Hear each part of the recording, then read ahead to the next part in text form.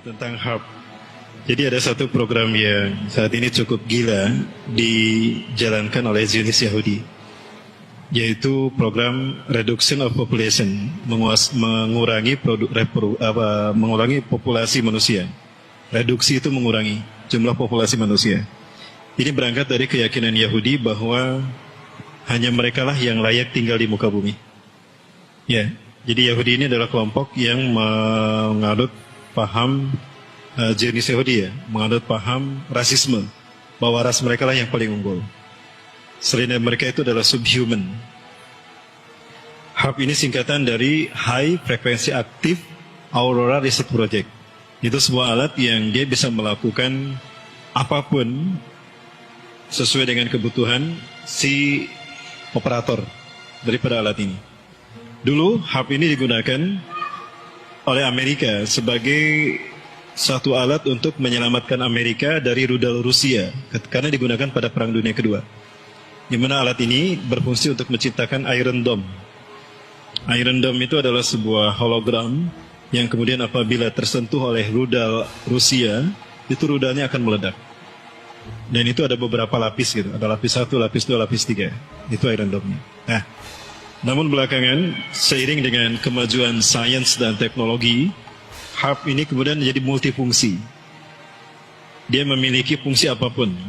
They can create the weather control, bisa mengontrol cuaca, bisa menciptakan cuaca ekstrim di musim yang berlawanan, bisa menciptakan gempa bumi, ya, dan juga bisa menciptakan hologram untuk memanipulasi informasi, bahkan untuk menghipnotis manusia dalam jumlah yang massal. Itu HARP. Dan sekarang tempatnya itu berada di Gakona. Gakona itu Amerika Serikat, tidak jauh dari Alaska.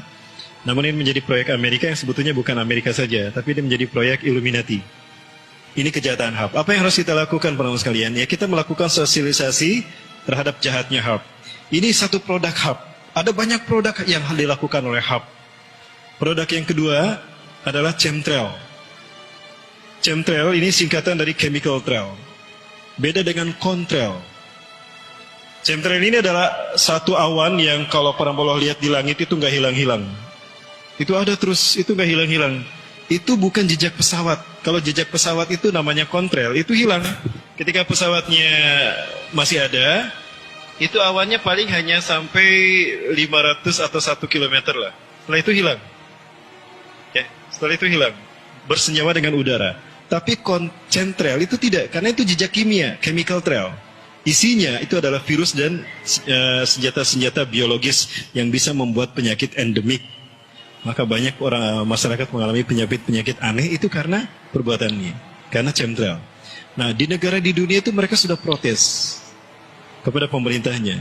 Yang belum protes di mana? Di Indonesia. Karena belum yang memahami, sedikit yang memahami tentang chemtrail. Kami pernah melakukan itu di Hussein Sastranagara, Bandara Hussein. Teman saya saat itu menggunakan paspor, menggunakan ID sebagai jurnalis. Pak, saya jurnalis, saya ingin tanya, itu jejak pesawat apa? Dan itu pesawat yang terbang mana? Rata-rata pesawat ini terbangnya jauh tidak terlihat. Nah, ini adalah senjata yang digunakan oleh Yahudi atas nama PBB untuk mengurangi jumlah populasi manusia. Ini jahat kan? Tapi ini menjadi bahan PBB. Nah, apa yang harus kita lakukan, para sekalian? Kita melakukan edukasi dan kita menekankan penekanan, penetrasi kepada political will, pada pemerintah kita. Bahwa itu berbahaya untuk masyarakat.